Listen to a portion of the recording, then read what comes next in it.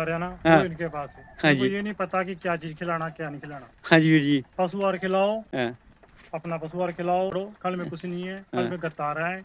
8-9 litre दूध दे देती है टाइम का एक हाँ। ये। इनको दिन भर में सिर्फ 2 पोटे चारा की तो अपने भूसे में पशु आहार खिलाना है और शाम को भी पशु आहार खिलाना है। अच्छा जी, मतलब 3 पशुआहार के लिए किलो और कुछ? 3 किलो पशु आहार सुबह और 3 किलो शाम की। अच्छा जी। और कुछ भी नहीं खिलाना।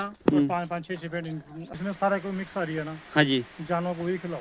ठीक है, कल से बढ़िया है हाँ, मतलब। मैं तो ये भी नहीं कहता कि भाई इसी